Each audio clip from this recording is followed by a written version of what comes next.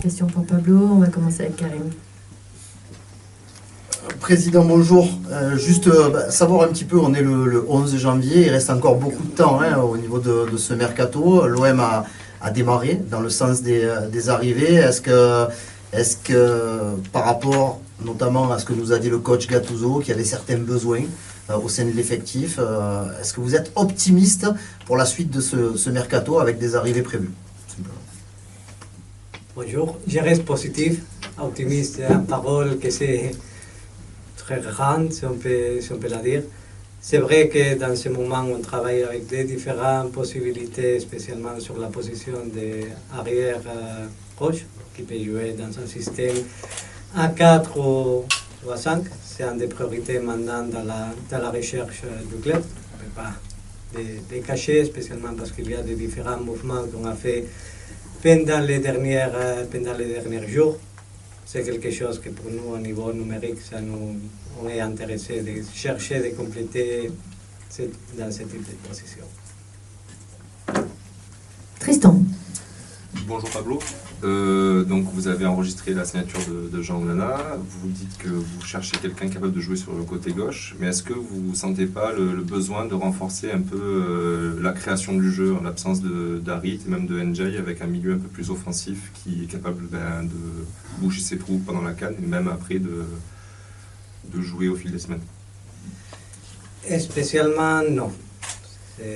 Dans la réalité de la situation, c'est surtout que dans le nombre de joueurs dans le milieu de terrain, on avait recherché de bien bouger vite pendant le mercato avec un joueur qui déjà connaissait les championnats, et spécialement parce qu'on voulait créer de la concurrence dans les moments et de la compétitivité entre des joueurs, que c'est la meilleure recette aussi pour chercher d'attirer le maximum de la performance sportive.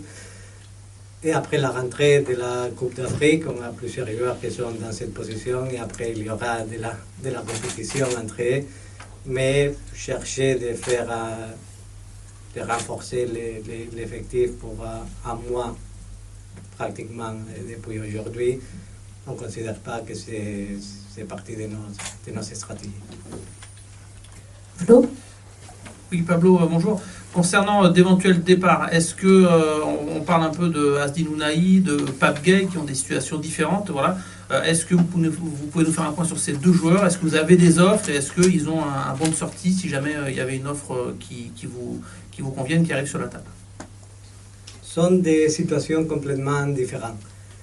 Spécialement, je tiens à dire que Ounahi, je lis comme vous de plusieurs rumeurs, mais ce n'est pas un joueur qui est à la vente ou qu'on cherche quelque chose. Tout le contraire, c'est un joueur que dans les dernières semaines de compétition, il a donné de très bonnes performances. On est très content avec lui. Il nous a donné un rosement, spécialement en jouant dans les moments qu'on a changé de système de jeu. Et c'est un joueur qu'on a vu une progression importante pendant les dernières semaines de compétition. La situation de Pape Gueye, c'est complètement différent. Comme vous savez, c'est un joueur qui arrive en fin de contrat à la fin de la saison. On a proposé pendant cette saison des offres de prolongation, dans lesquelles la deuxième s'était fait fin du mois pendant le mois de décembre, dans lesquelles le joueur n'a pas donné la suite, spécialement à 6 mois de la finalisation du contrat. Bien sûr que c'est une possibilité de départ pendant ce mercato d'hiver. Vous avez des offres pour Pape Gueye? Sérieux? Dans ce moment, à dire la vérité, on s'avait donné le temps de réflexion avec les joueurs, avec un deadline qui s'était bien précis pour le 6-7 janvier, dans lequel on n'a pas reçu aucun type de réponse. Maintenant, c'est le moment, après 4 jours, que les joueurs sont sur le marché, on cherche maintenant de trouver la meilleure solution pour tous les parties.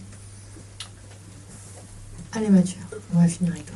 Pablo, on t'avait déjà posé la question cet été sur Vitinha. Voilà, quelle est ta position sur ce mercato d'hiver? Est-ce que vous allez écouter certaines offres, si vous en avez, voilà, pour un joueur qui a encore du mal à trouver de la continuité? Voilà, est-ce que c'est une réflexion ou au contraire il est bloqué? La situation de Vitinha, c'est un joueur qui a eu beaucoup de participation, spécialement avec les changements du système de jeu de Gattuso. Dans ce moment, à dire la vérité, on n'a pas d'offre pour les joueurs. c'est vrai que maintenant c'est aux joueurs de chercher, de trouver ce type de continuité, spécialement parce que les opportunités sont là-bas. On est content de son travail quotidien, mais finalement, c'est vrai qu'il doit trouver une continuité dans la performance sportive, mais c'est à tout le monde de chercher, de s'imposer dans ce moment. C'est vrai que c'est un joueur que sa situation, ce n'est pas la même situation que Pape Gueye dans ce moment, par exemple, j'ai expliqué avant.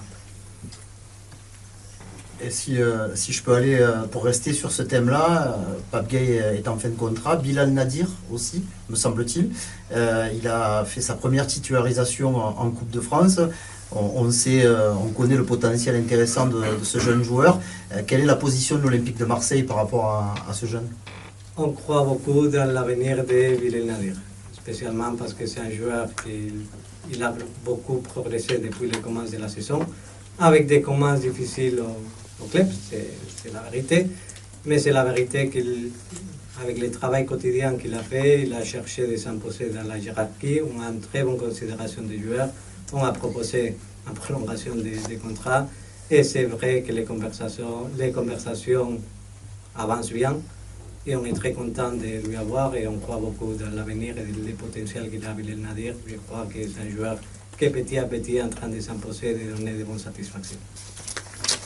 Ouais, c'est toi, c'est la dernière. Non. Pablo, est-ce que pour résumer, on peut s'attendre à du coup un mois de janvier relativement calme parce que le coach a dit qu'il voulait pas non plus trop chambouler son effectif et comme vous, il voulait pas énormément d'arrivées parce que il se retrouverait après avec un vestiaire avec trop de monde dans le vestiaire. Voilà, est-ce que on peut s'attendre peut-être pour la première fois depuis que vous êtes au club, parce que souvent il y a eu pas mal de mouvements, à un mercato relativement calme au mois de janvier? À dire la vérité, je n'ai pas la boule de futur, comme je dis souvent dans les réponses, mais c'est la vérité qu'on voudrait donner de la continuité. On veut renforcer les positions numériquement, je considère que c'est nécessaire de renforcer. Le mercato de janvier, ce n'est pas un mercato facile, ce n'est pas un mercato qu'on aime, à dire la vérité, spécialement parce que tu dois chercher de trouver de la continuité, de bien ajuster toutes les différentes possibilités qu'il y a pendant la saison. Avec un changement du coach pendant la saison, c'est vrai que la planification, ça change, ça oblige à changer un peu et à mélanger un peu toutes les différentes pièces qu'on a. Et on travaille surtout maintenant sur la priorité, sur les côtés gauche de l'effectif. Merci beaucoup. On va passer à la photo. Merci.